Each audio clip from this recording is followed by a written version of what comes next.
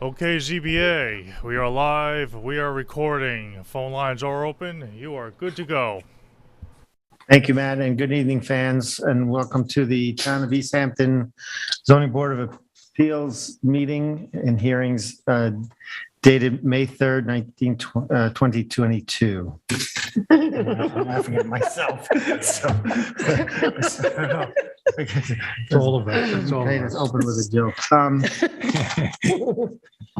Tonight, we have a canceled public hearing, and that is Julie Spain and Paul Brochus at 27 Clamshell Avenue in East Hampton, Suffolk, tax map number 300-74-05-15, and that meeting was canceled so we're going to move into our scheduled public hearings, and I don't see an applicant in the room for this. They're going to be on Zoom. They're going to be on Zoom. Thank you.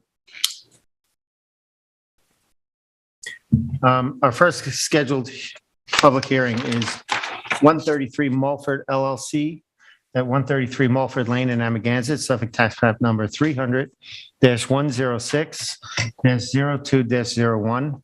The size and the location is 6,556 square feet at 133 Mulford Lane in Amagansett. The description is to construct a 123 square foot second story addition to the residence and 103 square foot of second story decking that exceed the town's pyramid setbacks. Relief sought is two variances of 11 feet and 5.1 feet from 255-11-72D are required to allow the addition to the residence and decking to be located beyond the town's pyramid regulations on the south and north property lines respectively. The zoning district is A residence AE flood zone, elevation 10. Secret class is type 2. And council, do we have proper service of affidavit of posting? We do, and the paperwork appears to be in order. Okay, thank you. And whose report? Tim, member?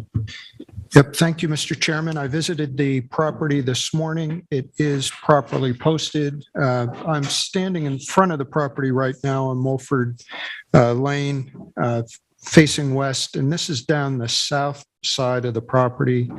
And this photo also doubles by giving you a good perspective about just how close the homes sit to one another in this particular case.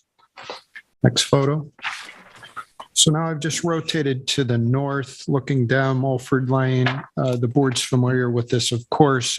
I didn't go to the end to take the photo, but this is the iconic view of the house on stilts at the end of this particular street. Next photo.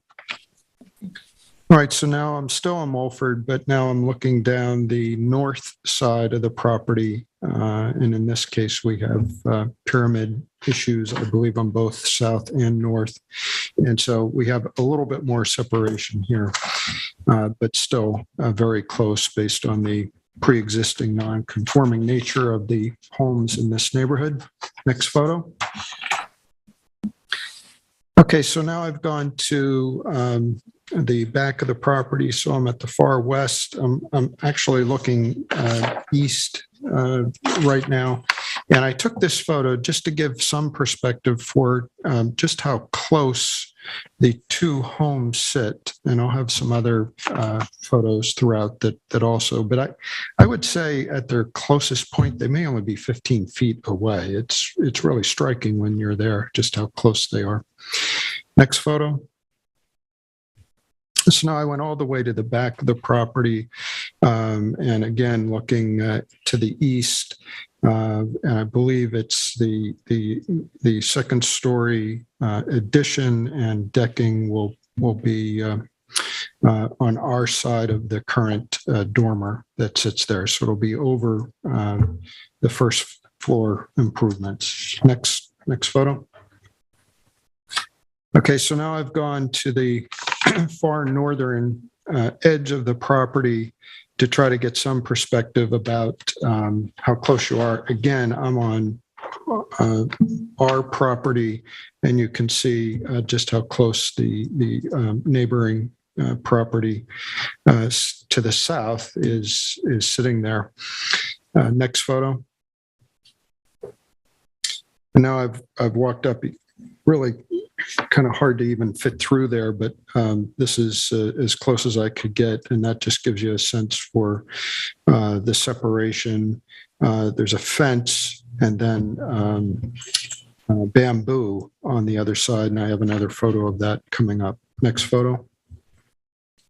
All right, so now I've gone back out onto Mulford Lane, gone to the home to the south, and you can see that home actually is kind of L-shaped, and it sits behind the trailer that happens to be parked and blocking that view.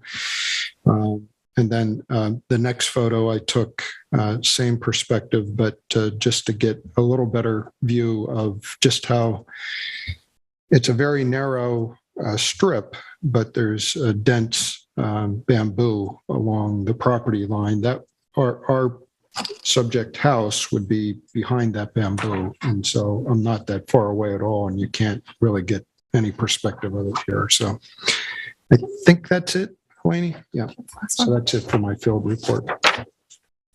Thank you. And I think we have our agent to the applicant is Lisa Poyer this evening. Is Lisa there? I am. Good evening. Can you hear me? Yep. Hi, Lisa. How are you? Hi, how are you? Good. Lisa, I don't think you're an attorney, so I will have to swear you in. I'm not. Okay. You swear affirm to tell the truth, the whole truth, and nothing but the truth? I do. Thank you. You may go. So the application is for a small addition located immediately behind the existing dormer that is viewed from Mulford Lane on the existing residence. And they're really looking to just put a 123 square foot addition and 103 square foot of deck on the backside of the existing dormer. There'll be no changes to the view from Mulford Lane. The applicant has designed the project so that it's located as far from both property lines as possible, while still allowing them to have a little bit larger of a bedroom on the second floor. And it's going to match the existing roof line as far as what's there for the dormer to the front. I don't know if you can look at view A-2. Yeah, if you could pull that up, Eleni, the elevation view, A-3. pyramid diagram, I think. This is more of just the side elevation views, just to kind of give you an idea. All right. There you go. So that's the pyramid, but if you go to the right, that diagram, if you look at the top, you can see that the center line of the house, the main peak, is going to remain the same. And we're just basically extending back that really short little dormer piece in the rear. So the center line height is going to remain the same. So basically the requested variance relief for pyramid from both the north and the south line are going to be matching what's existing today. And those. Okay. Anybody have any questions? This proposed addition to the dormer is towards the rear of the house and not the front of the house? It's all in the rear of the house. You will not have any change from the front of the house. Thank you. And I'm wondering if you received any feedback or you spoke to the neighbor to the south? We spoke with the neighbor to the south, as well as the neighbor to the north, as well as the block president, and there's no objections to the proposed addition. Do you have any of that in writing? I do not at this point. They spoke with them yesterday. I can get something together and submit that to the board secretary as soon as I can get it. You know, we do have one letter. We do. There's a letter out We have a online letter- we from have a letter, 129 Mulford. Okay, they were going to try and get an email or a letter in. I don't know which. This is a letter from the neighbor to the south. Okay. Eleni, can you pull up the other diagram? Where is there a feedback? I don't know. Why is there what? We're getting a feedback here. Seems, all right. If you take a look at this diagram, the original pyramid pierce is pretty substantial, and we're increasing that nonconformity. I would think we always look at pyramid variances pretty seriously, and Increasing a nonconformity is something I think we'll look at. I just want you to look at, so some of the things we look at is what the character of the neighborhood, and I know you've addressed that already, but I'm just kind of voicing what we're going to be looking at. I don't know if you want to address that a little bit further, but this looks pretty looming when you look at these diagrams. Right, and if you look at the upper left diagram versus the upper, I guess, where are we looking at here? The different views, sorry, the east versus the, yeah, so if you look at the top left and then the bottom left, that's the existing front of the house. So that's no change as far as the existing pyramid violation. There's no change to that. And then if you look at the right-hand side, the top is existing and the bottom is proposed. So if you take those as a volume calculation, I believe on the top of the page, we're asking for, the existing pyramid violation is 144.1 cubic feet. And we're asking for 25 cubic feet more for the north side. So it's very small in relation to what's existing today. And then the south side is 2,426 cubic feet, and we're asking for 263 additional more. So that's up in that top left box as far as a breakdown. And then below in the next box, there is the total existing pyramid violation of 2570 cubic feet, and we're asking for 289 additional. So it's less than 25% that we're asking relief of existing. Okay, thank you, Lisa. Any other questions? Just to confirm, we have also part of this is an upgraded septic. Is that correct? Correct. The owners have received a health department permit for the upgraded IA sanitary system. And just for the record, that is mitigation. That's not triggered by the improvements. Thank I Correct. don't have any other questions. you. Anybody else? Yeah. No, All right. hear from the planner. We'll go to the planning department now. Laney, do you swear affirm to tell the truth, the whole truth, and nothing but the truth? Yes, I do. Thank you. All right, good evening. Let me pull up the survey. So according to the town's records, the property came into possession of the current owner in 2014. So they have owned it for some time. It's currently improved with a 1.5-story residence, decking, porch. Everything was constructed prior to modern zoning. The parcel did come before the zoning board in 1992 for a first-story addition, which needed relief from both side yard and pyramid setbacks. The board at that time granted a 7-foot variance from pyramid setbacks and a 9.6-foot variance from side yard setbacks. So the application currently before the board to allow the second-story addition and proposed second-story patio.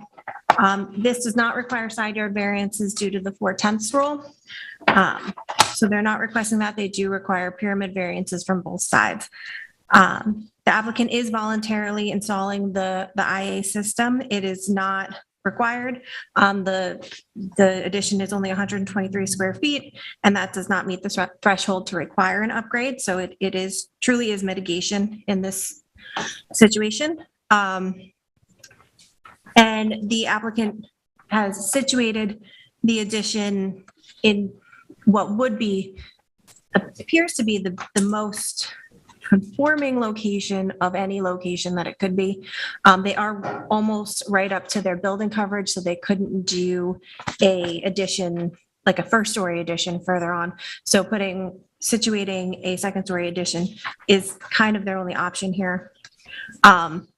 Since the residence was constructed prior to modern zoning, it's only 5.2 feet from the southern property line, which is very close. There does not appear to be any conforming locations for the addition anywhere else on the property. And the board should note that the surrounding parcels are, they're privately owned and they are developed. We did receive a letter today from the parcel to the south in support of the application. But we would like the board to consider whether because this is such an undersized parcel, whether it's suited for further development. If there are any questions? Any questions for Eleni? I'm good, thank you. No, Thank you. Matt, do we have anybody online in the public or anybody in the public here who want to speak to this? Anybody online? You have no phone callers. Thank you. All right, if there's nobody from the public, Lisa, you have any final comments or? I just want to say that the proposed addition is for an existing bedroom that's already in the house. We're not expanding it in order to increase capacity in the residence, and that it's just to, a little bit more living area for the homeowner. Okay, thank you. Thank you. I don't think it's necessary to keep the record open for another letter of view. Tim? Nope. All right, well, Okay, so we're ready to close? yeah, what's the rule for closing with the Zoom Oh, yeah. applicant? Is there a different closing date? Yeah, so you have to Transcript? go back to your Transcript virtual or- protocol, or which COVID is protocol. 2 weeks after. Two Do weeks COVID after. protocol, yeah. Okay. you remember that lingo? Good 2 catch, weeks Terry, after good the catch. record Good catch, Terry. That closes, is true. 2 weeks after. posted. The transcript is posted. Got it. Got it. I'll weave this together beautifully, I'm sure. Okay, so in the matter of 133 Mulford LLC at 133 Mulford Lane, Amagansett, Suffolk County Tax Map 300-106-2-1, I make a motion to close the public hearing, but to keep the written record open until 2 weeks after the transcript posts on the town website. I'll second that. And I'll concur. I'll concur. I concur as well. Thank you. Great, thank you. Thank you, Lisa. Good night. Our next hearing is Otis Shore LLC at the 53 Ditch Plains Road in Montauk, Suffolk, tax map number 300-032-05-16.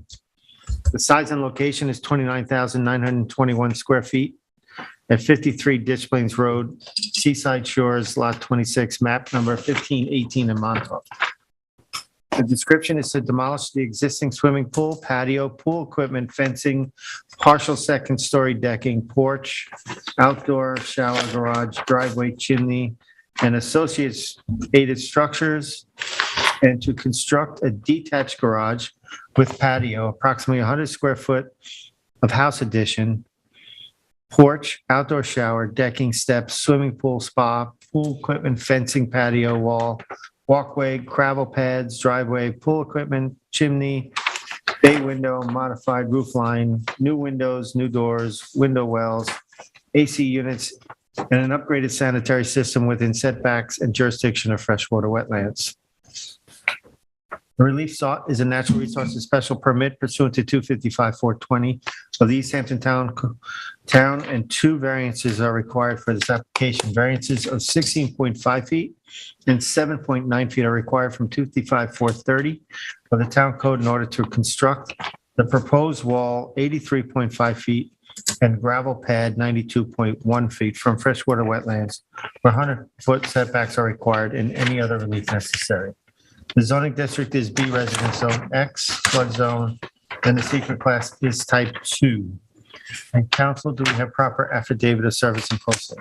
We have an affidavit of service and posting reflecting that both the mailing and the posting were done on the 22nd of April, 2022, and the paperwork appears to be in order.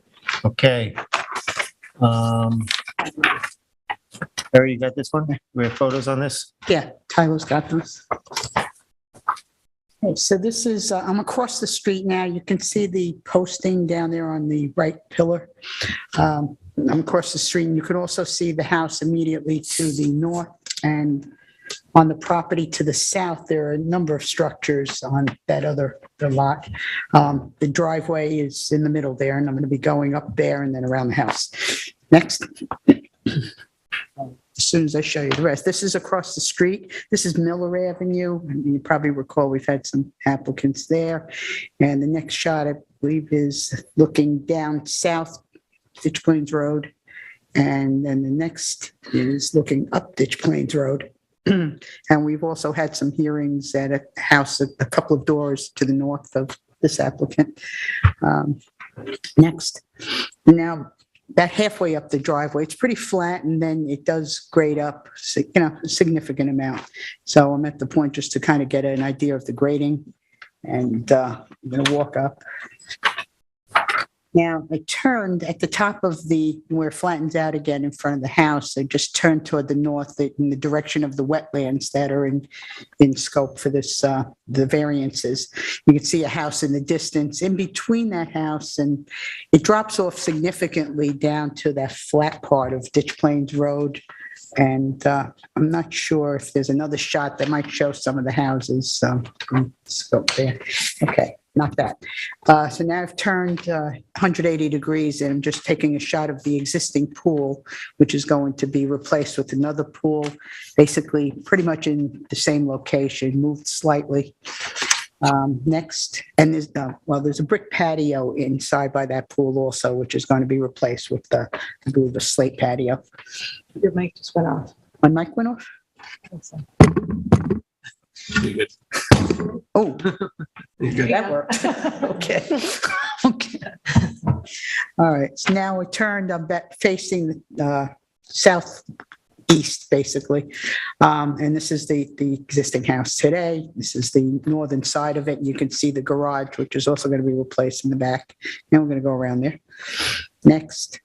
Again, I'm shooting now on this side, again, toward the northern side. I was trying to get a better view of, you can see the wetlands and how it goes down grade and flattens out, but didn't do too well at that. Next. So now I've turned 180 degrees again, and this is between the house and the garage, and you can see that structure in the distance. That's another house, so also pretty close to the property. But I'm going to walk across there to the southern side of it. First, I'm going to take this is the front of the existing garage, and again, there's another house to the, I guess that would be east, pretty much due east from the garage as it exists today. Next. And it's another shot again, just of some of the vegetation on the northern side of the property. Next. And now this is in the back of the house, on the eastern side of the house. I believe they're also changing the entryway to the house in this project as it exists today. Next. And now I've walked back farther toward the southern side of the property, and this is the back side of the garage. There's an entrance to the garage there. And again, you can see a house in the distance, one of the houses. Next. And this is kind of the southeasterly line, this stockade fence, and there's a gap in there. Almost looks like a path to something beyond that. But that's pretty much the property line, I believe. Next. And this is a shot down the southern side of the house going from east to west. That's where the outdoor shower is today. Next.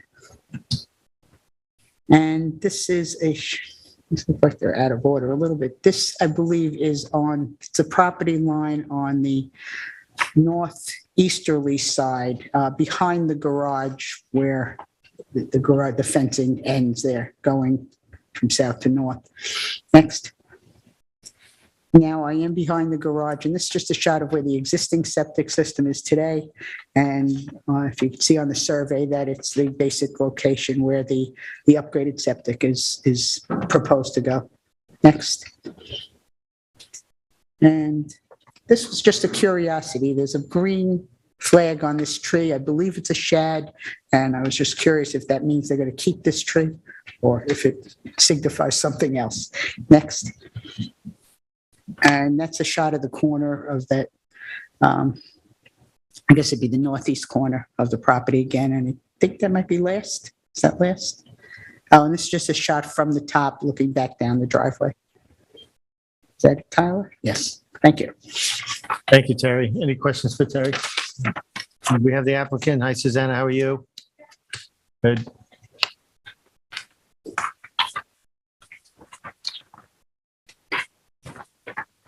Been so long since I've been here. I know. It's like a time warp. You raise your hand. You swear if it's affirmed to tell the truth, the whole truth, and nothing but the truth? I do. and I didn't ask you to qualify yourself, so. Susanna Herman and Consultants, 1319 North Sea Road, Southampton, for the applicant.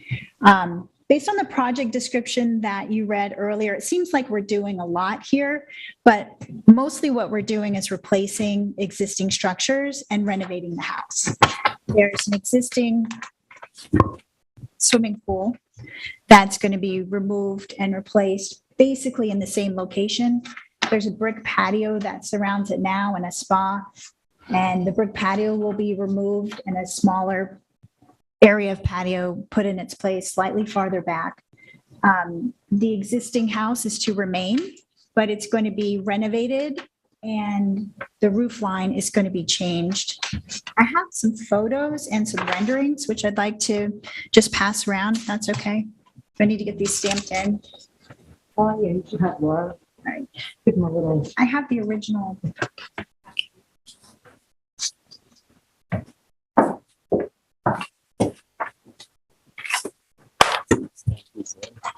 That's right. Let me keep them.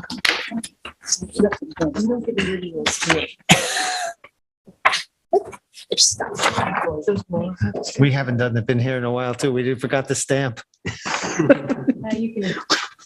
You can initial and sign it. I'll initial it and sign it. Do you want me to hand them out? I'm giving to you like you need to stamp And them. then initial and date. You have to both initial and sign.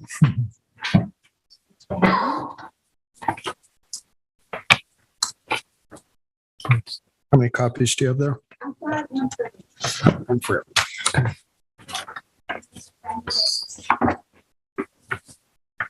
Renderings done by the landscape architect, Marshall Patesel design that show what it will look like. Obviously, existing photos. In figure 1 of the existing photos, you can see the double peaked roof line. That is going to be revised, but they are keeping the same footprint with the exception of a 100 square foot addition. That's the entryway that Ms. Berger showed in one of her photos. She gets a good picture of that. It's also shown in figure 1 here. That'll just be flattened out to create a flat facade on the house. So that's the only addition to the house. The existing house is an upside down house. So it's basically a gut renovation of the house, but we're keeping the exterior walls. There's a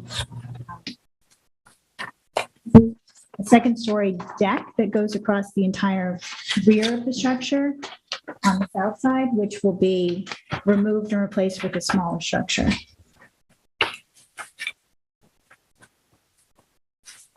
The existing one-story garage is to be removed and relocated about 10 feet farther from the wetland line.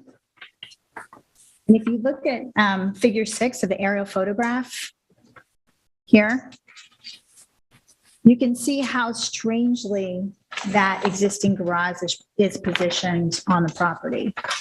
So you can also see how much excess driveway is located on the property.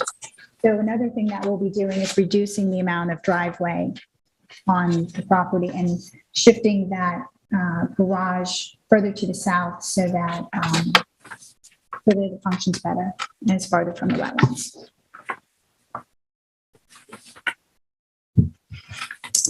So the two variances that we're requesting, the first is for a garden wall that's 83.5 feet from the wetland line. And then for a small gravel pad, that's 92.1 feet from the wetlands. These are in the swimming pool area. Here's the wall in question, and here's the little gravel pad. It's in an area that's already disturbed in the swimming pool area within the swimming pool fence. The garden wall will serve to flatten out that area. If you look at my photos,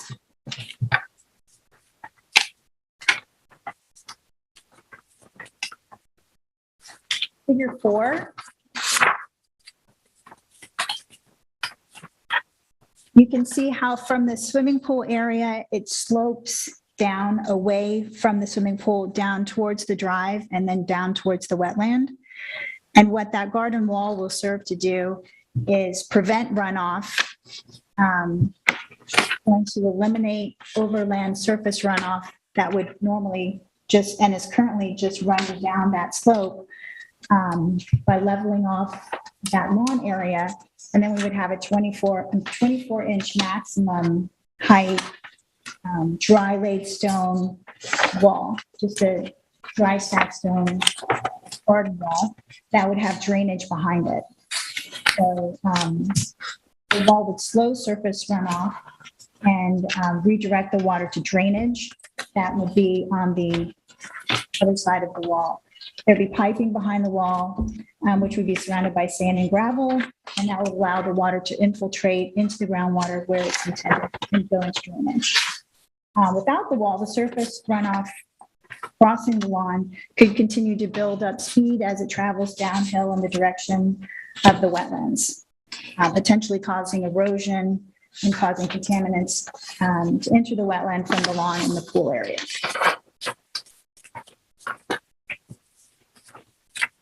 The small gravel pad, which I think is about 112 square feet, is in an area that's currently lawn. And so this would be an area just to put some chairs to protect that area instead of having lawn that could potentially get eroded as well.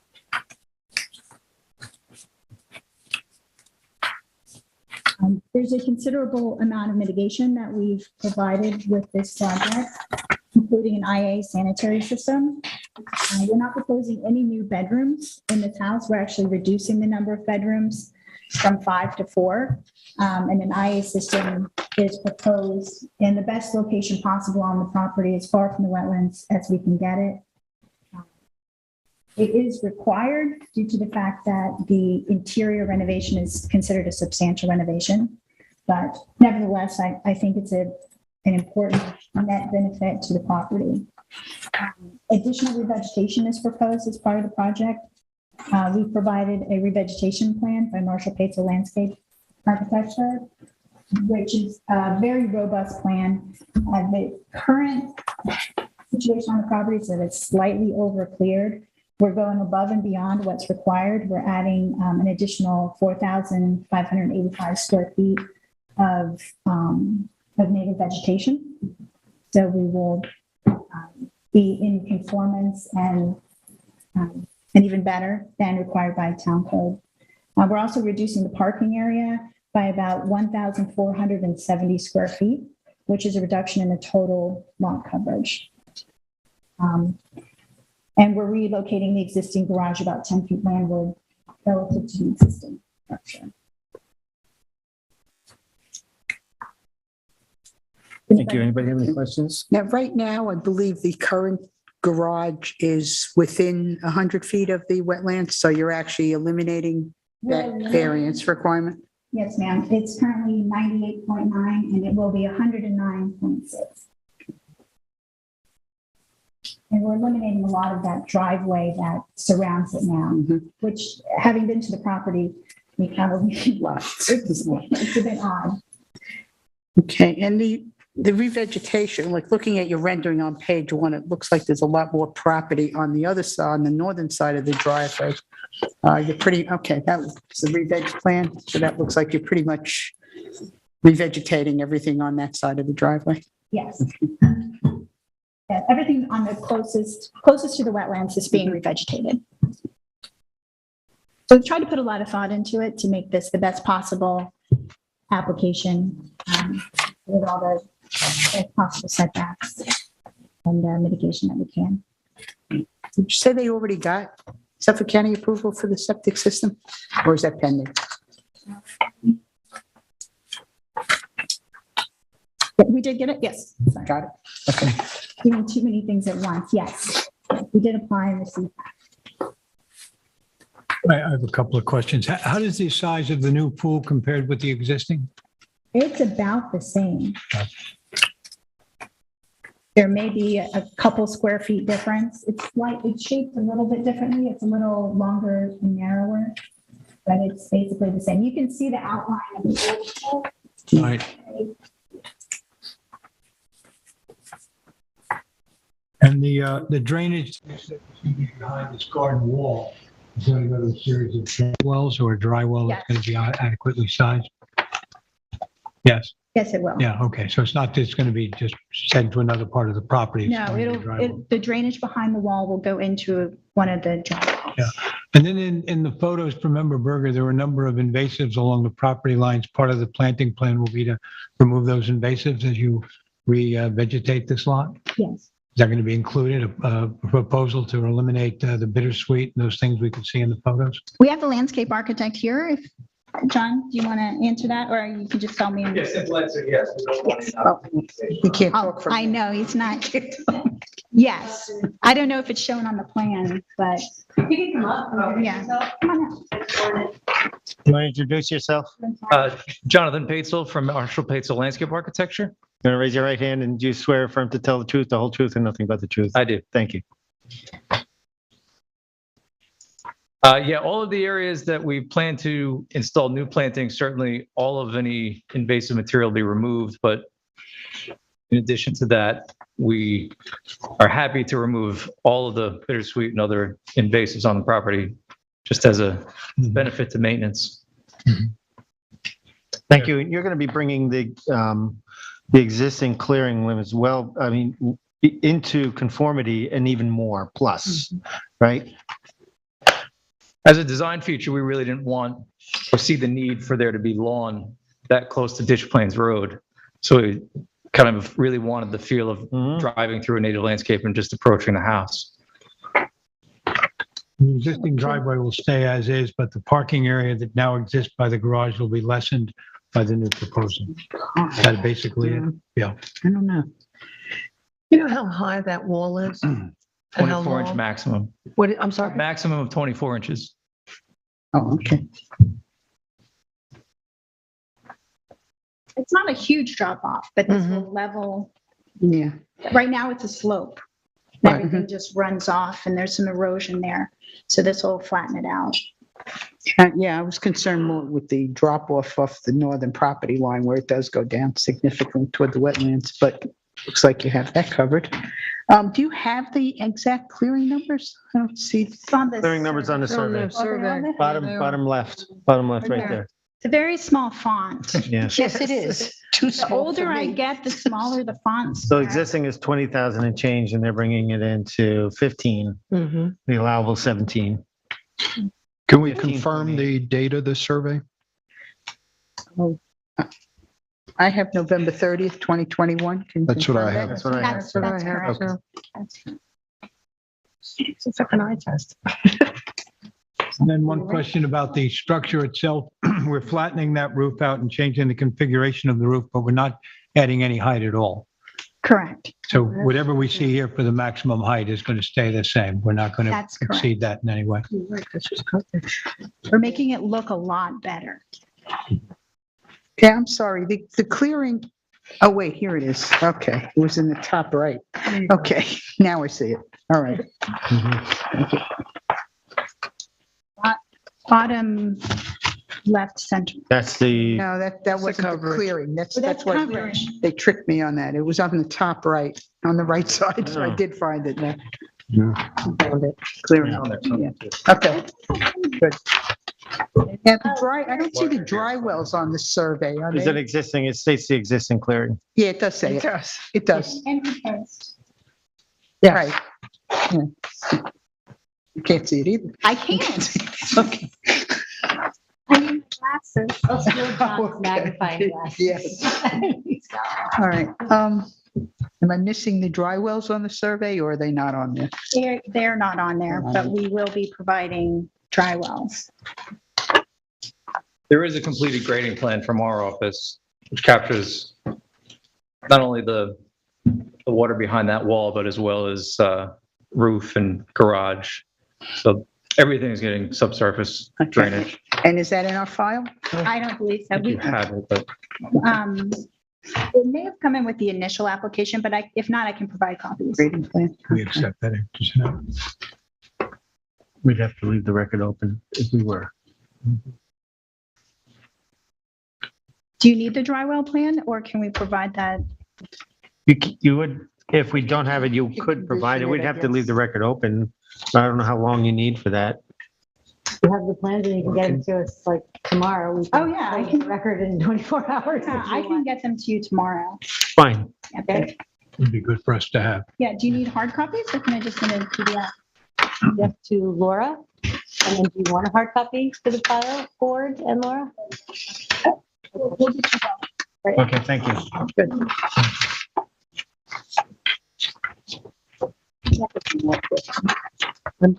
Everybody good? I'm good. Hey, Tyler. Tyler? Thank you. Thank you. Yes, Tyler Borsak for the planning department. Do you swear affirm to tell the truth, the whole truth, and nothing but the truth? I do.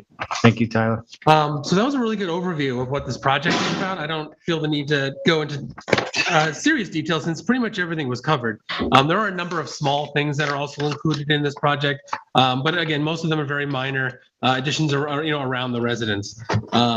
The wetlands that are pertinent to the application are centralized around a ditch system which runs north of this property, which runs east and north as well, eventually discharging into the southern end of Lake Montauk. These wetlands are an important component of the largest watercourse in Ditch Plains. And wetlands such as this one provide essential habitat for wetland-dependent plants and animals within this dense residential development. Overall, the proposed project will result in a very similar layout to what is currently existing on the parcel, with most of the major construction in the same or similar location and design. There are some notable improvements proposed, including the reducing of the parking area, which was already mentioned, on the south side of the parcel, or southeast side. And then that'll help reduce total lot coverage. The total lot coverage is proposed to, the lot coverage, I'm sorry, is proposed to increase slightly by 118 square feet, although the general design of the building is changing very little. And clearing on the parcel is also proposed to be reduced after revegetation. You saw the revegetation plan already, which is adequate, certainly. The majority of that revegetation does occur down near the road, but along the north side of the driveway. Driveway is proposed to change slightly in its location, but it's a very minor change. You can see the existing driveway in gray in a few places here. So it is changing very slightly the location in a few locations. The variances were already discussed. Again, very minor structures. The proposed wall and the gravel area are both fairly minor structures, even though they do require variances. They should have minimal impacts. And the two major construction projects associated with the application are the demolition and construction of the existing swimming pool and garage. Both structures are proposed to be within close proximity to the existing structures they'll be replacing, with the garage being relocated outside of the 100-foot setbacks, which again is an improvement over the existing conditions. The sanitary system is proposed to be located in the most conforming location available on the parcel, and again should be an improvement over the existing system with a slight increase in setback, and then the upgrade to the low nitrogen IA system. And then again, it's a requirement for this application because they are doing such significant interior renovations to the residents, so it can't be utilized as mitigation, but it is still worth noting that they are improving that aspect of the project. Even though the size of the house is increasing very minimally. Other than that, I can answer any questions you might have. Tyler, one thing we haven't talked about is actually the project limiting fence. Have we looked at that? Do we have a diagram? I mean, we have. I think it would be easy to do on this property, being that it's overcleared, and we can, be.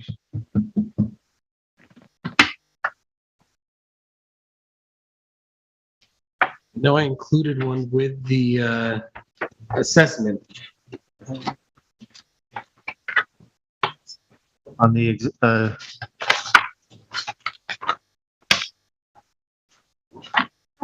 Is this the sketch, Tyler? Is that what you're Yeah, there should talking be a about? sketch included, yes. So Susanna, have you seen the sketch? You familiar with it? Yeah, essentially runs along the north side of the proposed driveway and then along around the back edge. You can see it's the dotted line, Okay, the dotted line here. thank you. Yes, we've reviewed the sketch and I don't have any problems with it. Looks good. Right, got it. Right, thanks. Yeah, we have it. Thank you. Thank you. Anybody have any questions for Tyler? Anybody in the public that wishes to address this application? Matt, anybody on the phone? There are 0 calls on the line. Thank you. Thank you. I do have one question. I don't know whether it's for Tyler or the applicant. The sanitary system, every place around here has town water. There are no wells in the vicinity anywhere. I believe that's the case, yes. We got the health department approval, so we must meet the setbacks.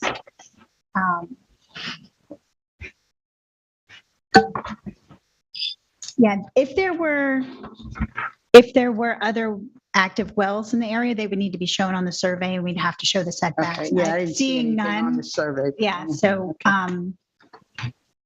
my understanding is there are no wells nearby. Okay, thank you. Thank you.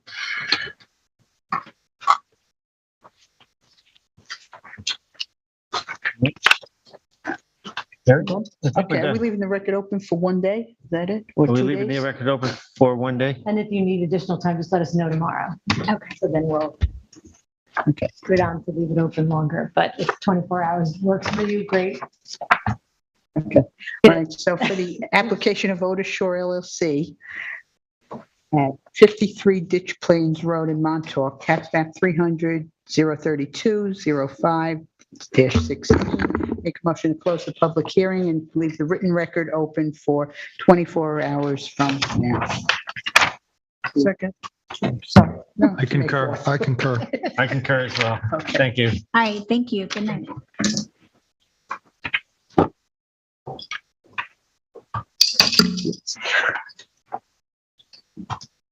All right, our next application is, the applicant is Michael and Leslie Riken. Yeah, Riken. 22 Dune Lane in Amagansett, Suffolk tax map number 300-176-04-07. The size and location is 13,796 square feet at 22 Dune Lane, Hampton Dunes, Lot 53, map number 4694 in Amagansett. The description is to construct approximately 282 square feet of first and second story additions and a 189 square foot roof. The relief sought is a natural resources special permit pursuant to 255-420 of the East Hampton Town Code, and 2 variances are required for this application. Variances of 40.8 feet and 37 feet are required from 255-430 of the Town Code in order to construct the additions 59.2 feet and decking 63 feet from freshwater wetlands where 100-foot setbacks are required, and any other relief necessary. The zoning district is B resident zone, X flood zone, and the secret class is type 2. Council, do we have a proper affidavit of service and posting? We have an affidavit of service and posting reflecting that the mailing was done on April 18th and the posting was done on April 19th, 2022, and the paperwork appears to be in order. Thank you.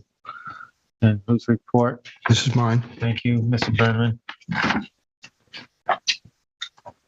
Al, you got some photos there? Yes.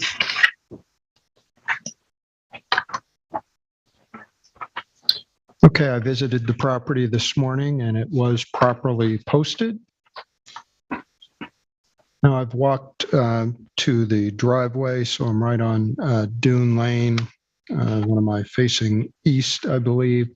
Purpose of this photo was really just, first glance, but overall, the property, the developed portion of the property kind of sits on the top of a dune. And so it doesn't come through perfectly in this photo, but this is actually a walk up and upgrade to get up to where the structures are. Next photo. Okay, so now I've gone, you can see the pool area on the survey. So I've gone up and into the structure and back behind the pool to take a look at the existing sort of front of house, I guess. Next photo. Now I've swung my camera same direction, but now I'm going along the south side of the property. This is the first floor improvements, and I believe that at the far end of this photo would be where the first floor addition is proposed. Next photo. So now I've just taken a few steps closer, and I've gotten a closer look at this is a deck above and some improved walkway, brick walkway, and gravel down below. Next photo.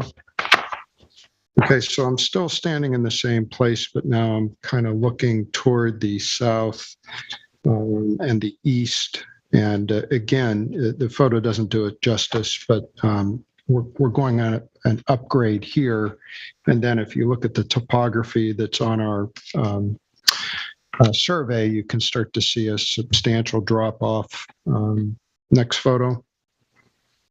And so now I'm sort of standing on the top of the dune, and I'm looking down toward what would be the wetlands on our survey. So everything runs down and into that direction, and that's sort of the issue. We've got an NRSP here, which would be dunelands as well as wetlands, and then the variances to the wetlands. Next photo. Okay, so now I am, I believe, along the east side of the structure, and this is roughly where the second story and roof deck is proposed. And if I'm not 100% accurate on this, the applicant will correct me, I'm sure. Next photo. Now, sort of in that same area, you can still see the structure, which is along the north side. But I took a picture of kind of the existing dunescape, which is more of a natural looking setting back here. I will say that throughout the property, there's a lot of things that aren't really native in terms of the vegetation. This was a little bit more natural back here. Next photo. So now I've walked to kind of the west end of the house, and I'm looking back toward the east, just again to get a perspective. The second story and the roof deck would be kind of above that area, just beyond the conditioning unit, I believe. Next photo. And that was it. Thank you, Tim. Anybody have any questions for Tim? No. Bob, you want to come on up?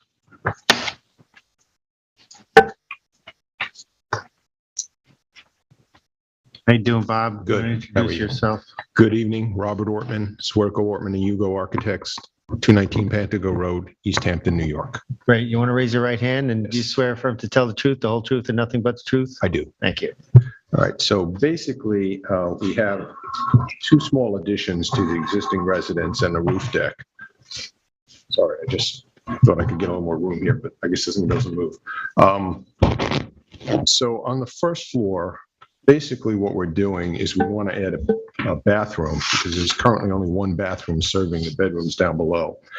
And since one of the bedrooms has direct access and the other two are basically across from it, we felt it behooved the client to basically place the bathroom on this far end and then put the bedroom addition below the existing deck, which, as the photos that you just saw, was an already disturbed area.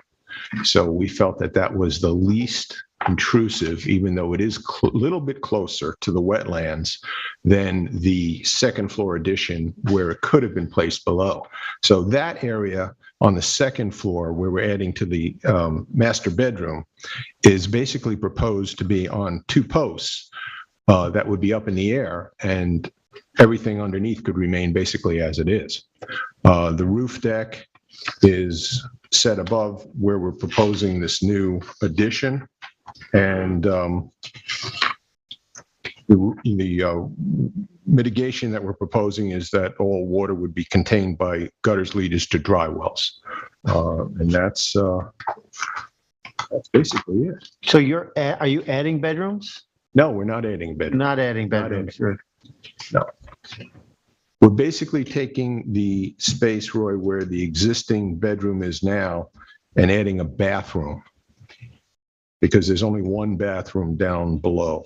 So proposing that that bedroom be placed underneath that existing disturbed area, which is already disturbed, and there's an addition of, well, there's an existing pool equipment shed there too. So it would just back right up to that existing pool equipment shed. Now, I'd just say that the mitigation for the gutters, the gutters is that's not really mitigation. That would be a requirement or Yeah, it might be. condition of the approval as a standard practice. So Yeah. really not offering up any mitigation Well, here. That may be the case, yes. Any other questions? Sure. So there's several things in the TAM that I'd like to hear you address. One is the recommendation of consolidating the first and second floor improvements into the same location to minimize disruption. The second thing was the idea of no mitigation and the fact of this might be best balanced by the addition of an IA system. And the third piece of this on the third piece of it, just from my perspective, is that there's a lot of non-native vegetation around here, and something to improve that element of the property would be well received. The point I would make as I walked around this property is that while the total coverage and clearing and so forth all looks fine on the survey, from a total calculation standpoint, this property actually appears to be much smaller than what it really is on the survey because of the severe drop-offs and the topography of it. And so from my perspective, this is a fairly substantially developed property already. We're looking to do more improvements. So anyways, those are the things that were brought out in the TAM and a little bit of my commentary. Right. So yes, I understand that if we were to construct the first floor addition below the proposed second floor addition, it would be slightly further from the wetlands. We're talking about 5 feet additional area from the wetlands. And considering the fact that that area, and I think you had photos of it, is already disturbed by brickwork and gravel and basically underneath the existing deck, we felt it was better to place it there than to disturb that area where we'll only have to dig 2 holes to put in posts for the second floor. So that kind of led us to feel that the property and the wetlands would be better served by placing it where we did. For 5 feet, I don't know that it makes a big difference, and it makes any difference, really. I think it's actually better where it is.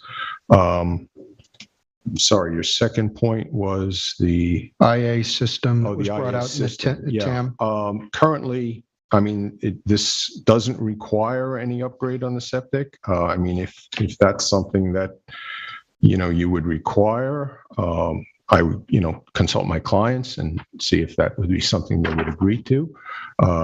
It's not necessary considering we're not changing the bedroom count.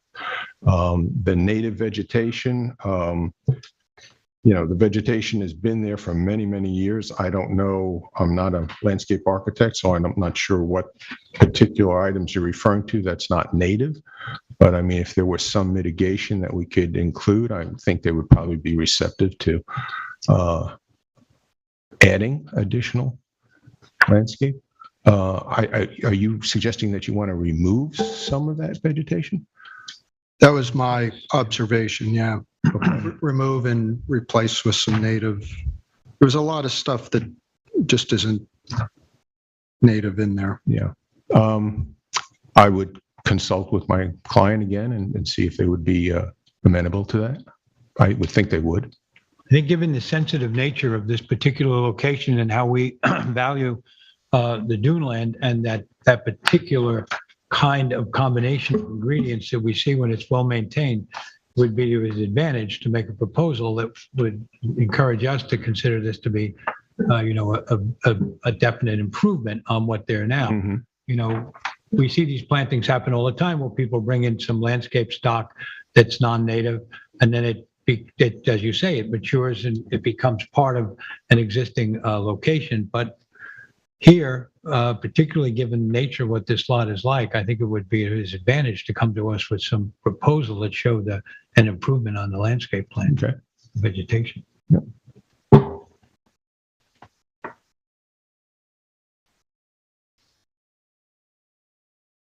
I have no other questions for the applicant. Anybody have any questions? No.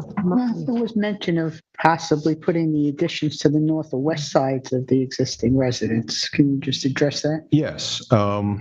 Again, as we look at the existing plan, the 2 bedrooms that are there, there's already a bathroom between them. So in order to make it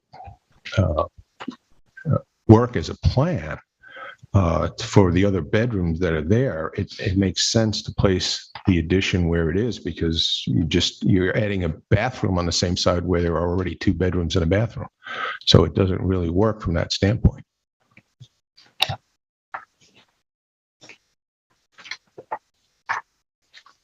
Yeah, strictly from a planning standpoint, it doesn't make sense.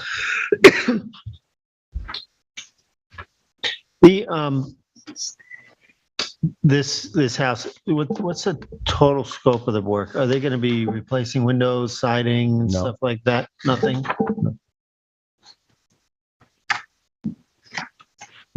Yeah, no, that hasn't, not to my knowledge anyway, that hasn't been proposed. Yeah. Okay. Any questions? Anybody? No. Good, thank you. Tyler? Sure, Tyler Borsak for the Planning Department.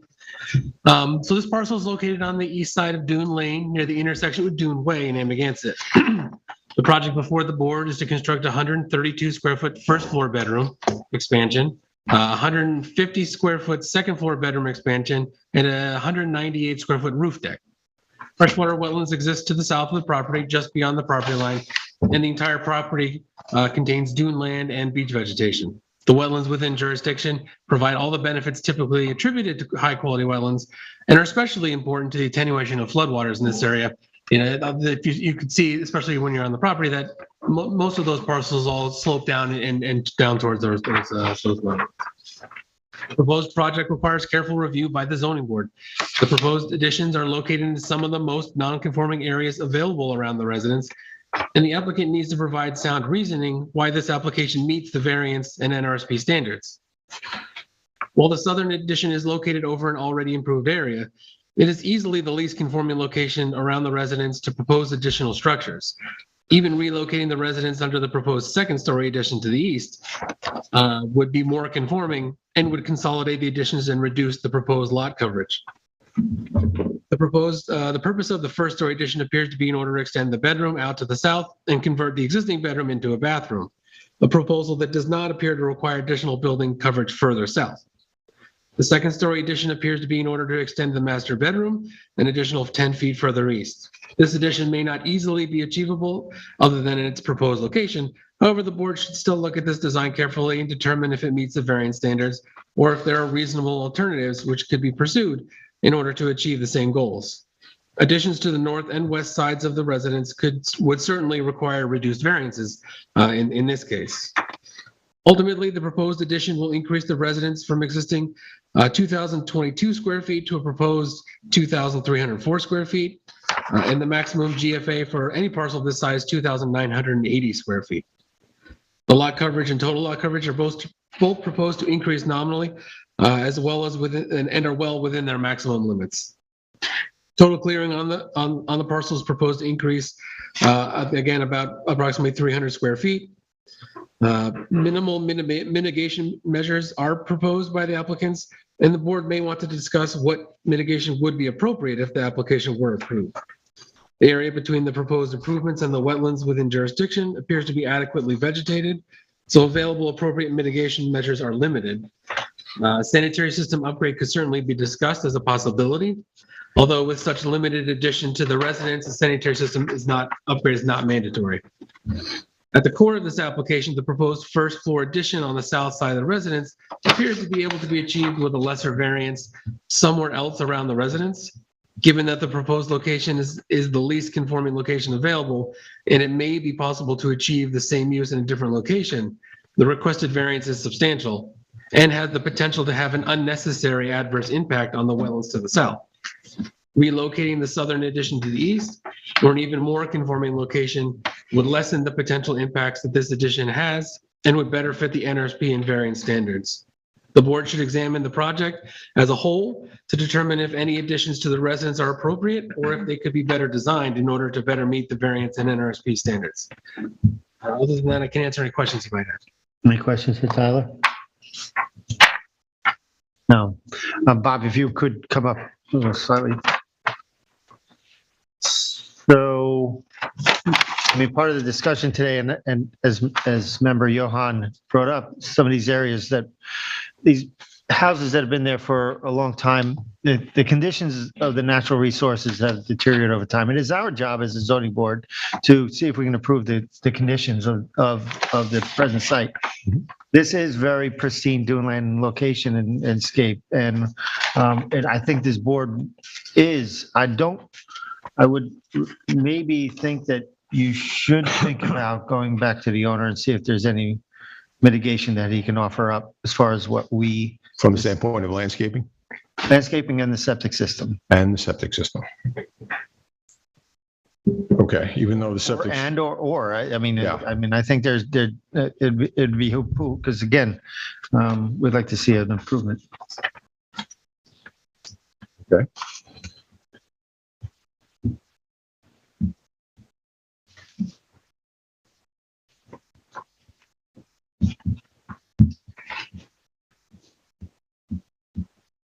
All right, I will approach the client. Okay, That's all I can do at this. thank you. All right, thanks. How long? Do you think you need to get that? 2 weeks. Yeah, I think that should be sufficient. Yeah. Okay. Approach them tomorrow and see how they react. Okay. All right, excellent. Public? Anything else? Sorry. Public. Oh, yeah, anybody in the public here? Matt, anybody on the phone? We do have one caller, and I would like to respectfully ask if the caller can mute any devices that you are listening on and just talk into your phone. I will unmute you in just a second. Thank you. And unmuting last 4 digits, 4221. Hello, caller, are you here for this application? Yes, I am. Can you identify yourself? Jane Mearing. I'm a 20. This is Jane Mearing. I'm a 20-year resident at 32 Ocean Lane, and I'm not an attorney. Okay, do you swear affirm to tell the truth, the whole truth, and nothing but the truth? Yes, sir. Thank you. Thank you. Go ahead. Good evening. Thank you. Good evening, Chairman Deline and the members of the Zoning Board of Appeals. As referenced, Ocean Lane is the next block over from Dune Lane, so this is around the corner from me. Tonight, I'm not speaking specifically about or in opposition to these proposed additions per se. Yes, this is already a good-sized house and pool on a non-conforming lot undersized by about a third to the residence zone. And member Bredeman just addressed the quote substantialness sort of in reality of the application, but I also recognize that these homeowners have been invested in their property and here in Beach Hampton for 3 decades. Instead, I want to focus on a key natural resources element of this application, which actually you have now addressed this evening as well, specifically the significant underlying dune structure on which this house, pool, and deck were originally developed, and I'd like to address it from 2 perspectives. If the zoning board sees fit to approve this or any other version of this application, first, what happens to the dune during the construction phase? And second, what happens to it post the project completion? This is, as you know, one of several houses across this neighborhood that sort of sadly were built right onto the top of meaningful dunes back in the early decades of development before modern zoning. So it's crucial for a neighborhood called the Dunes, for obvious reasons, that the integrity of dune structures and dune vegetation be maintained, and when they've been degraded, that they be restored. So first, regarding the construction phase, I ask that the tightest possible clearing and construction envelope and most rigorous construction protocol be agreed upon here. In particular, I looked at the version of the survey that's attached to the TAM, not the other one separately posted, and that indicates position for project limiting fence on 3 sides, but if I'm reading it correctly, there's none noted on the dune lane side of the house. So I think that leaves the front face of the dune structure vulnerable to, quote, degradation and peril. So I hope that PLF can be defined on all 4 sides and as close to the current structure as possible and noted on the survey. Turning to the post-construction phase, look, I saw photos tonight that you had. I haven't personally rolled over the top of that property and inspected the rear, but I would note, knowing this neighborhood well, that the native state of the north and western side of this dune has degraded meaningfully.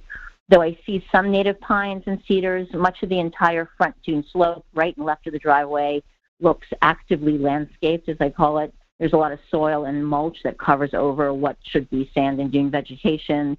There are a fair amount of plantings, a lot of which I think also are non-native that's been installed.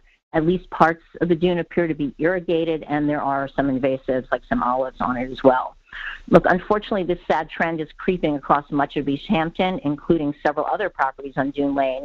In fact, one of the more egregious examples of dune mismanagement is in this entire neighborhood can be seen right up the block from this property at number 35 Dune Lane.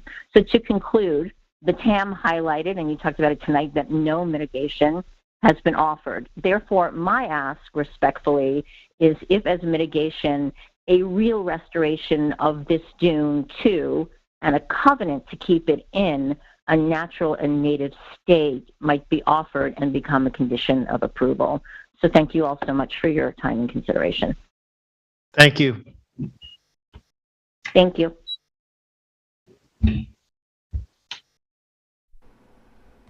There's 0 additional callers. Thank you. Thank you, Matt. Okay. Does that change things as far as when we close the record? Yeah. Right? We now have to close after the transcript. Right. Yeah. Okay. We still need a transcript with the new legislation? So you got more time, Bob? Because we now have to close the record as if the COVID protocols, because we had somebody call in or remote. So it'd be 2 weeks after the transcript gets posted. So it's going to be A month. I would say give yourself, you have a month, but make sure you get it in and listen to some of the concerns that we had. Okay, so are we cleared to close? Yep. All right. So in the matter of Michael and Leslie Riken at 22 Dune Lane, Amagansett, Suffolk County Tax Map 300-176-4-7, I make a motion to close the public hearing and to keep the written record open until 2 weeks after the transcript posts on the town website. I'll second that. Concur. I concur. I concur as well. Thank you. Thank you.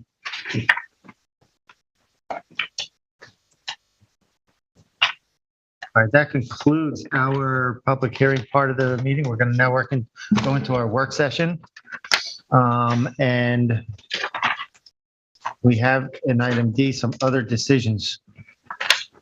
We have Nicholas Nagler at 369 Cranberry Hole Road, Amagansett, Suffolk, tax map number 300-128-01-25, and that is a request to keep the written record open until June 3rd, 2022. This was 2 weeks through Dennis application on behalf of Mr. Nagler.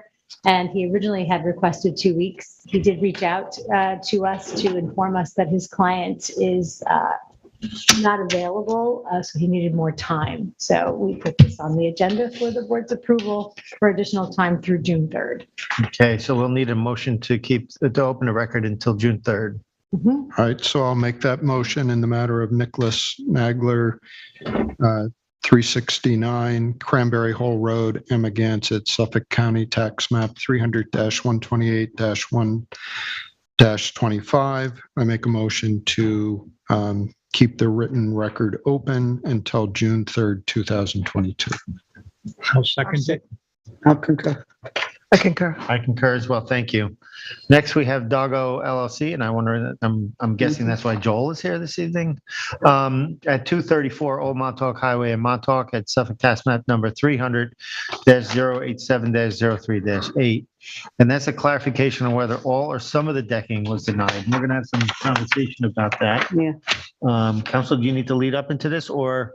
I can give you the lead up into this. So as you know, this board adopted a determination on that application, approving some but denying other aspects of that application.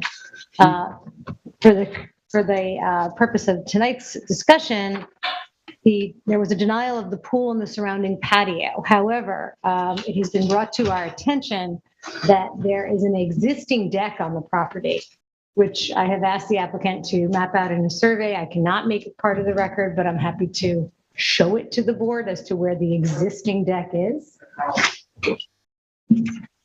Is that the submission that they sent it? It is.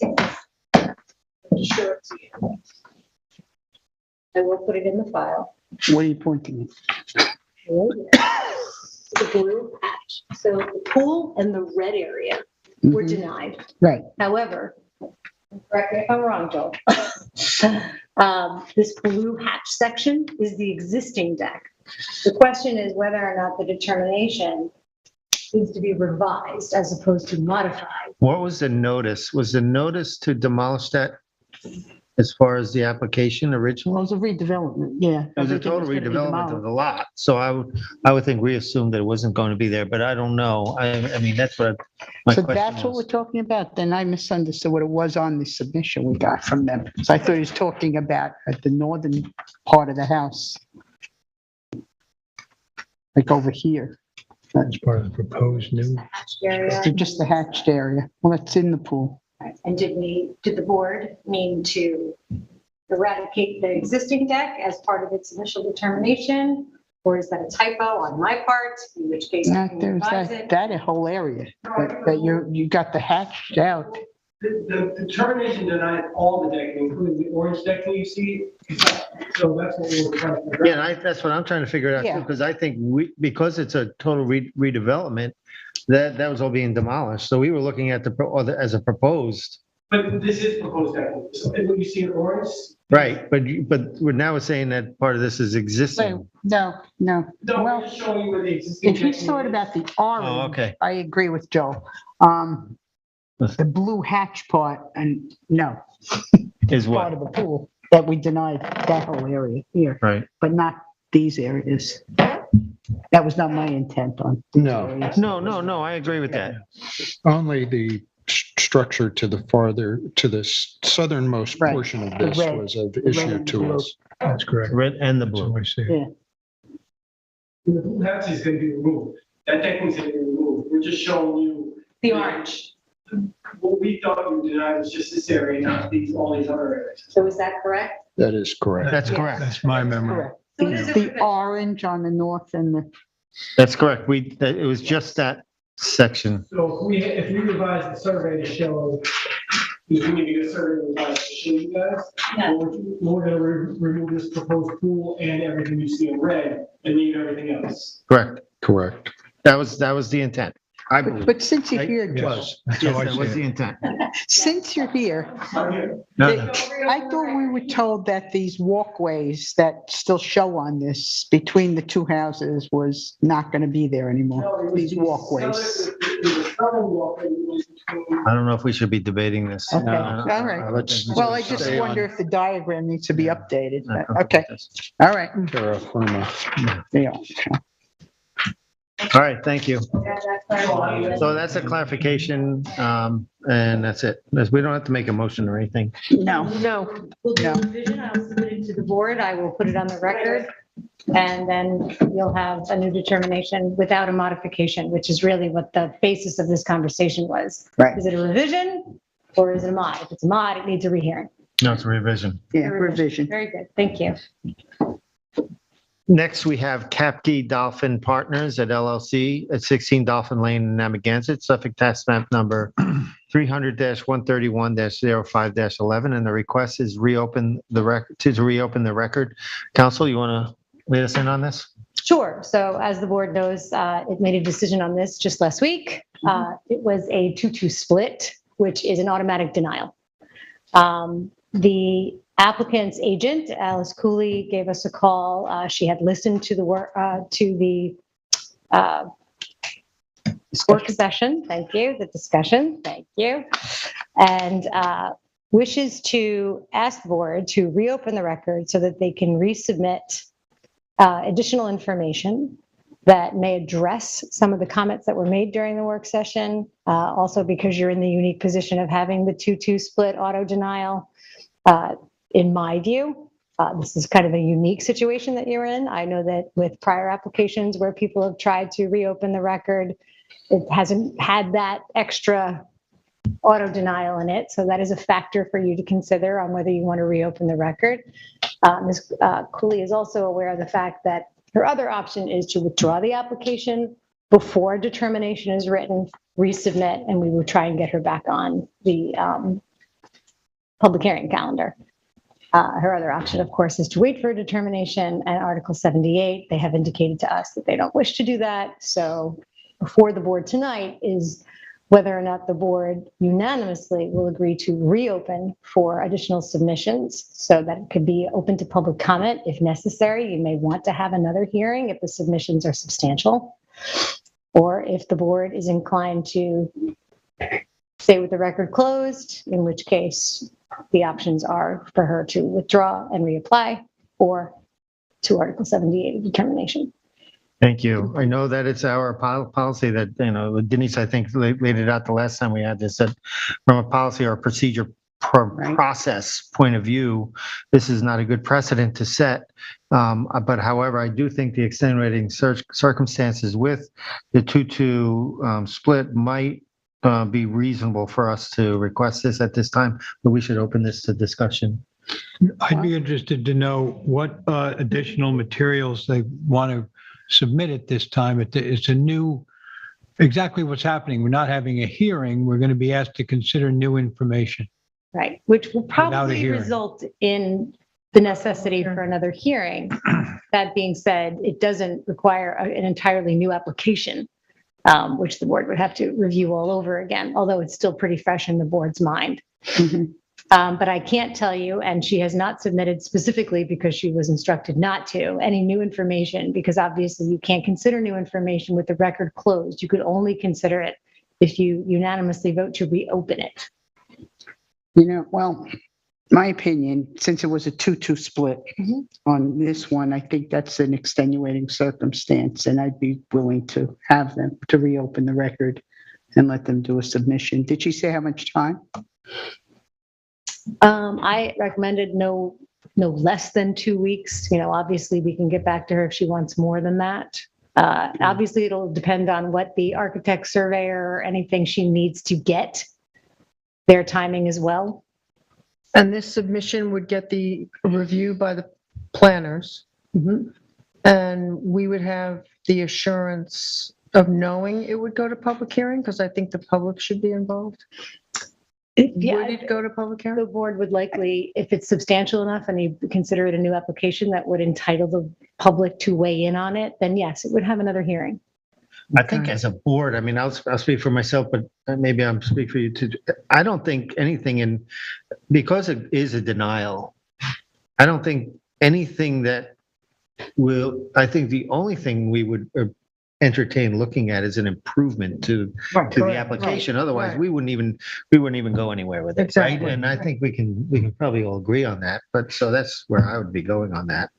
So you're willing I to respect the reopen? denial and I would be going to what? No, I respect the denial too, but because it was a split. I think that's Yes. where Split, I think I that's think the it's- extenuating I think that- I circumstance. think there's some uniqueness to that. And I Yes, think that we should, Well, I don't want to be in conflict with, I agree. I think the special circumstance might be that it is a 2-2. And I don't want to be in conflict with what we just did a couple of weeks ago. agreed. Right. We agree with that. It went denial, So- and we have to look at that as the baseline, in my opinion, to where we're going to look for whatever the submission. But at the same time, the 2-2 is that really special circumstance. So it might be, I wouldn't want to have this happen all the time, every time there's a denial. I mean, I'm just going to flat out say. No, absolutely But not. that's 100%. Right, This is so I think because this was a 2-2, that's our special circumstance. That's To correct. sort of say, specifically. it might be appropriate to reopen the record. 100% We agree. are willing to work with the agents, and obviously this is a buildable lot. And I'm assuming, they're going to come back with an improved project. What? Matt, you still there? Oh, yeah. Great. Is anybody else? All right. So I think I would be willing to reopen it. Ed? I'm just interested to know what the mechanism is going to be after we get this information. Are we to discuss it privately and revote? That doesn't seem, what is the point of giving us Not the discuss it information? privately. You would discuss. Okay, so take it. that's basically then to have the same forum we're having now, and then a potential revote based on the new information? Based on the new information, but you would likely require a public hearing. That's what I'm saying. So without a public It almost hearing, works like a withdrawal and a reapply. yeah. Okay. Yes, and that was what I meant before, that Yeah. anything that does get submitted will be reviewed, so that'll be the process. And we make the decision to go to public hearing? Yeah. As a board. Yes. Yes. And I think, yeah, okay. I would anticipate, just as it was articulated by chairman, that if it is or maybe it was vice chairman, that if it's a significant improvement to what was previously submitted, you have to go to public hearing. Right. Yeah. Okay. I think that's fair. If it was a significant improvement. I'm comfortable with Significant this. improvement that would warrant the board to say, yeah, let's bring this to a public hearing, because I think this might change our Mhm. view of what. Oh, we as previously opposed to did. saying we don't think this is a. Yeah, in other words, if it's a no-go, you know that you're not going to public hearing, but you Okay. can have a discussion on it Okay. in an open meeting. Okay. Always an So open meeting. I didn't participate, but this seems Well, like you it's a can. process conversation, not a participation Right. conversation. It is. And from a process standpoint, I think you're on firm ground. You've established the exception. And I think that's a valid one, that maybe that tie goes to the benefit of the applicant. That seems fair to me. Mhm. That seems the reason we That's the can reason. go it's forward going for it, because yeah. of the 2-2. That's, for me, there has to be a special circumstance. And that's I it, agree with think. you 100%. Yeah, to me, Um, that's different yeah. from your prior situation. Right, okay. Is there a period of time that we have to have a motion on this? So is there, I would give her right now, starting 2 weeks. If she needs more time, she can apply for it. But right now. 2 weeks? 2 weeks. Yeah, Okay. let's not make it too long. Who fresh. handled this? Not me. Oh, I think did I go first You on wanna that make a one? I motion? You did. can make a Oh, motion, okay, I'll sure, make no a problem. motion. Tell you, yeah. Okay, on Capkey Dolphin Partners LLC, 16 Dolphin Lane, Amagansett, tax map 300-131-05-11. I make a motion to reopen the public record for resubmission from the applicant For 2 weeks. for 2 weeks. Well, second, So that would be I May concur. 17th. I concur. And I concur. Thank you. Thank you. We now have a minutes approval, April 26th. Yes, I did review the minutes and they look good. I make a motion to approve the draft minutes of April 26, 2022 for the East Hampton Town Zoning Board of Appeals. A second. I concur. I think I have to abstain. I wasn't in attendance. Yep, that's fine. I concur as well. Thank You you. can read the minutes and approve them. Only if I You can't. watch the transcript. Watch transcript. Wait a minute, Cal. You're correct to abstain. Yes, thank All you. right, well, Okay, now we'll get whatever. some resolutions to go through. So Kevin Bishop, Has already been drafted, and this draft was circulated to the board. If the board is familiar with this property, this is the property on Old Stone Highway that had a host of factors making it difficult for the applicant to do much to the property, one being that he's in basically a wetland. He fronts Acabana Harbor, and he's also in a historic district. The board had several variances before it. This is the determination that denies most of the variances with the exception of two.